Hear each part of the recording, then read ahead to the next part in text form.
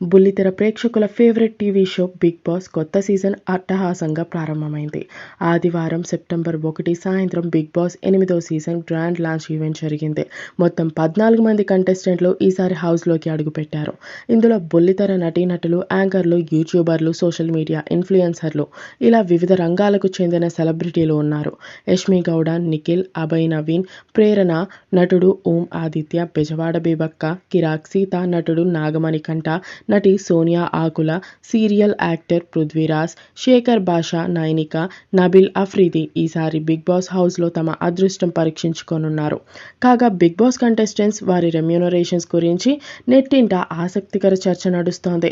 సాధారణంగా ఏ సీజన్లో అయినా వారాల చొప్పున పారితోషికం చెల్లిస్తారు.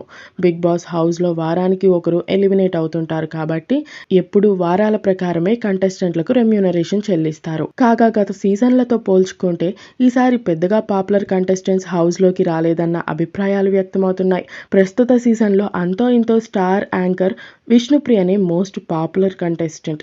అందుకే ఈ సీజన్లో ఆమెకే అత్యధిక పారితోషికం చెల్లిస్తున్నట్లు తెలుస్తుంది. విష్ణుప్రియ 4 లక్షలు, ఆదిత్య ఓ 3 లక్షలు, యష్మి గౌడ 2,50,000, ఆర్జే శేఖర్ భాషా 2,50,000, నిఖిల్ మలియక్కల్ 2,25,000, నైనిక 2,20,000, అభయ్ నవీన్ 2 లక్షలు, ప్రేరణ కంబం 2 లక్షలు, కిరాక్ సీత 2 లక్షలు, నబీల్ అఫ్రీది 2 లక్షలు, సోనియా 1,50,000, బెజవాడ బేబక్క 1,50,000, పృథ్వీరాజ్ 1,50,000, నాగమణికంఠ 1,20,000.